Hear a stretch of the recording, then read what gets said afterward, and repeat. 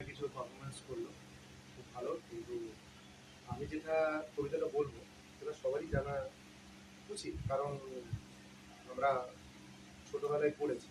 তোদের ছিল 2 বিঘা জমি ছিল রবীন্দ্রনাথ ঠাকুরের? না, তোরা এটা পড়েছি? পড়ি। আচ্ছা, তাহলে আমাদের সময় ছিল ছোটবেলায় খুব জানা একটা কবিতা। হ্যাঁ, 2-3 পড়েছি। তো আচ্ছা, তোরা যখন পড়িসনি তো আমি আর একবার বলে দিচ্ছি। ঠিক আছে, ঠিক আছে, শুনে। ঠিক আছে।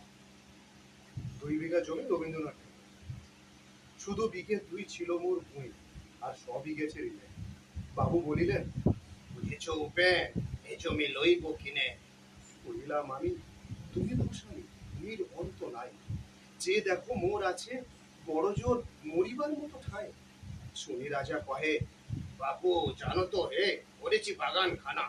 এলে 2 বিঘে পস্তে ওদিকে সমান হইবে টানা, ওটা দিতে হবে। কইলাম তবে, লক্ষ্যে জড়িয়া পানি সজল চক্ষে, করুণ রক্ষে গরিবের পিঠে খানি। সপ্ত পুরুষ যেথায় মানুষ, সে মাটি সোনার গড়া। দৈন্যের দায়ে বেঁচি বসে মায়ে, এমনই লক্ষ্মী ছাড়া। আঁখি করি লাল রাজা কোনো কাল রহিল মৌন ভাবে। কহিলেন শেষে ক্রুদ্ধ হাসি হেসে, আচ্ছা সে দেখা যাবে। পরে মাস দেড়ে ভিটে মাটি ছেড়ে বাহির হইল পথে। করিল ডিক্রি সকলই বিক্রি মিথ্যে দিনার পারে। এ জগতে হায় সেই বেশি চায়, যার আছে ভুরি ভুরি। রাজার হস্ত করে সমস্ত কাঙালের ঘর জুড়ে। মনে ভাবিলাম মোরে ভগবান রাখিবে না মম অর্থে, তাই লিখি দিল বিশ্ব নিখিল 2 বিঘার পরিবর্তে। সন্ন্যাসী বেশে ফিরি দেশে দেশে হইয়া সাধুর শিষ্য। কত হেরিলাম মনোহর ধাম, কত মনোহর মনোরম দৃশ্য। ভোদরে সাগরে বিজনে নগরে যখন সেখানে ভূমি, শুধু নিশি দিনে ভুলিতে পারিলে সেই 2 বিঘে জমি। হাটে মাঠে বাটে এই মত কাটে বছর 15-16। একদিন শেষে ফিরিবারে দেশে বড়ই বাসনা হলো। নম নম নম সুন্দরী মম জননী বঙ্গভূমি। গঙ্গার তীর স্নিগ্ধ সমীর, জীবন জুড়ালে তুমি। অবারিত মাঠ গগন ললাট, চুমে তব পদধূলি। ছায়া শোনে বেড় শান্তির নীড়, ছোট ছোট গ্রামগুলি। পল্লব ঘন অম্র কানন, রাখালের খেলা গৃহে। স্তব্ধ অতল দিঘি কালো জল, নিশীথ শীতল স্নেহ। বুক ভরা মধু বঙ্গের বধূ, জল লয়ে যায় ঘরে। মা বলিতে প্রাণ করে আনচান, চোখে আসে জল ভরে। 2 দিন পরে দ্বিতীয় প্রহরে প্রবেশিনু নিজ গ্রামে। কুমোরের বাড়ি দক্ষিণে ছাড়ি, রথতলা করি বামে। রাখি হাট খোলা নন্দীর গোলা, মন্দির করি পাশে। তুষারের শেষে পৌঁছিল এসে আমার বাড়ির কাছে।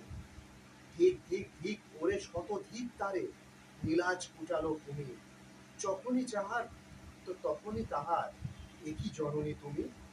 সে কি মনে হবে একদিন যবে ছিলে দরিদ্র মাতা, আঁচল ভরিয়া রাখিতে ধরিয়া ফলফুল শাক পাতা।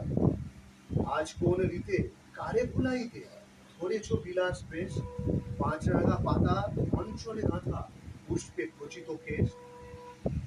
তুই হেতা বসি ওরে রাক্ষসী, হাসিয়া কাটাস দিন। ধনির আদরে গর্বনা ধরে, এতই অতই হয়েছে ভিন্ন। কোনোখানে লেশ নাহি অববেশ, সেদিনের কোনো চিহ্ন। কল্যাণময়ী ছিলে তুমি, কল্যাণময়ী ছিলে তুমি ওই উদাহারা সুরাবাসী। যত হাসো হাস, যত করো সাজ, ছিলে দেবী হলে দাসী।